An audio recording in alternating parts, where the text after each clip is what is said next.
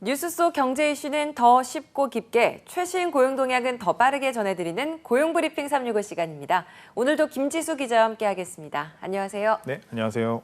오늘은 어떤 이슈 준비해 오셨나요? 네, 사실 IT 업계 지난해만 해도 그 개발자들은 부르는 게 값이다라고 할 정도로 몸값이 높았죠. 그렇죠.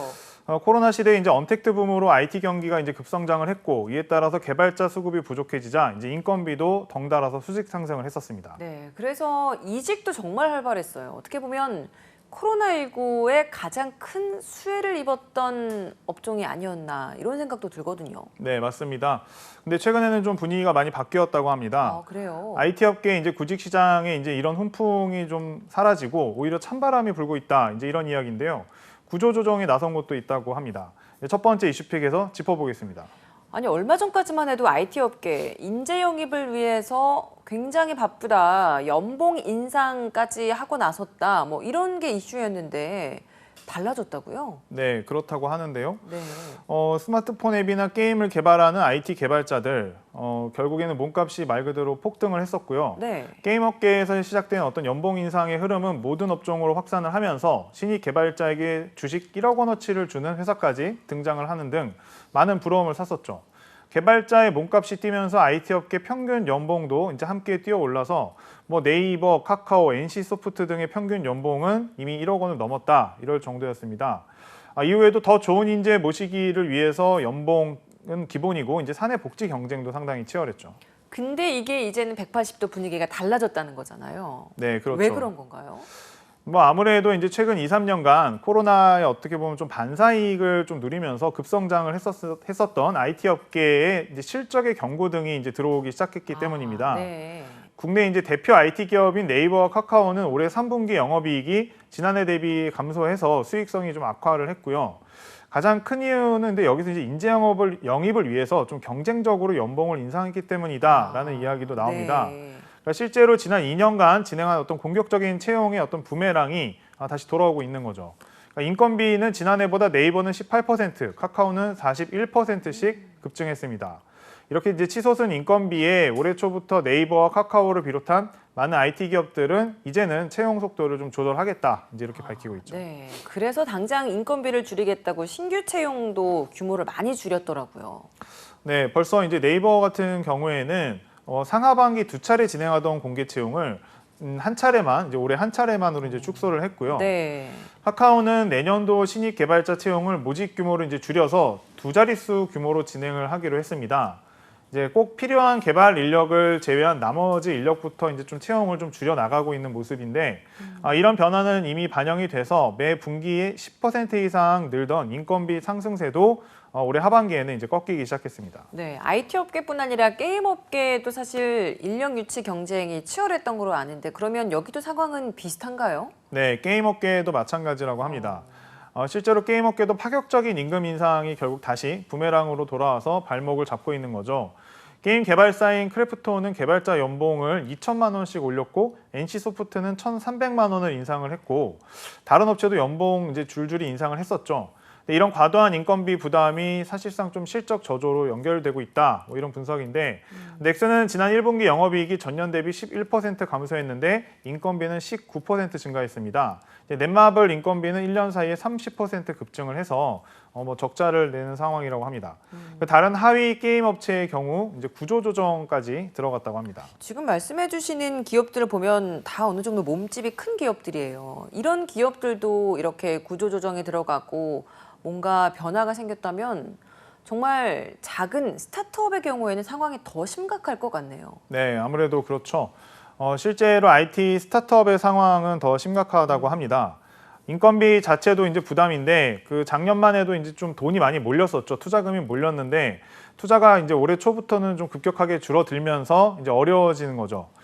실제로 지난 9월에 스타트업의 투자 유치 건수는 123건, 유입 투자금은 3,816억 원인데 이제 올해 이제 최저치를 기록했다는 조사입니다.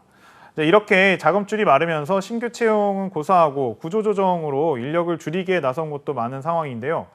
급격한 구조조정을 해서 많은 인력이 회사를 떠난 스타트업이 많이 있습니다. 네, 이렇다 보니까 개발자들 활발한 이직도 어느 정도 브레이크가 걸린 상황인 것 같습니다. 당분간 이직을 하려는 사례도 많이 줄겠네요.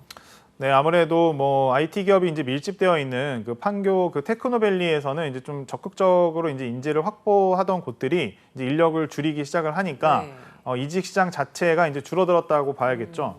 개발자들도 이제 좀 도전보다는 안정적인 기업에 머무는 분위기라고 이제 하니 당분간은 이런 추세가 좀 지속될 것으로 보입니다. 네, 두 번째 이슈픽 주제는 어떤 건가요? 네, IT 업계 못지않게 좀 변화가 거센 곳이 또 있습니다. 바로 이제 변호사 업계인데요. 네. 그 최근에 이제 스카우트 제의를 받고 이제 기업으로 떠나는 로펌의 변호사들이 눈에 띄게 좀 늘고 있다. 이제 이런 이야기인데 이제 대형 로펌 등에서 실력을 인정받는 어떤 엘리트까지 이제 과감하게 이직을 시도하는 사례가 늘면서 사내 변호사의 전성시대가 아니겠느냐 뭐 이런 말이 나올 정도입니다. 네. 그러니까 한국사내변호사회에 따르면 지난달 말 기준 이 단체의 회원 변호사는 지난해보다 7.7% 증가했습니다. 그러니까 통계를 집계하기 시작한 2015년 이후에 이제 매년 늘고 있는 추세인데 최근에 굉장히 가파른 거죠. 이렇게 사내 변호사가 급증하는 이유가 있나요? 아무래도 이제 기업 측의 이제 수요가 일단 1번이겠죠. 기업에서 적극적으로 변호사 영입에 나서는 것은 또 이전보다 이제 중요하게 다룰 법률 리스크들이 좀 많아져서입니다. 통상임금이나 주 52시간 근로제 같은 어떤 노동 정책들이 도입이 되면서 과거에는 사내 노사 협의에서 해결할 수 있었던 문제들이 실질적인 어떤 노사 갈등, 법적 분쟁으로 치닫는 일이 늘어나고 있는 겁니다. 또 여기에 이제 중대재해처벌법이 시행이 되면서 기업들이 변호사 스카우트에 조금 더 적극적으로 나서는 이유가 되고 있습니다. 또 인수합병이나 해외 진출 등 신사업 추진 과정에서도 사내 변호사 역할을 조금 더 키우고 있는 것으로 보입니다. 사실 기존의 변호사들이 사내 변호사를 하는 것보다 일반 로펌에서 일을 하는 게 수입 면에서 훨씬 더 좋았기 때문에 선호하는 경향들도 많았거든요. 네. 근데 이제는 사내 변호사를 더 선호하는 거군요.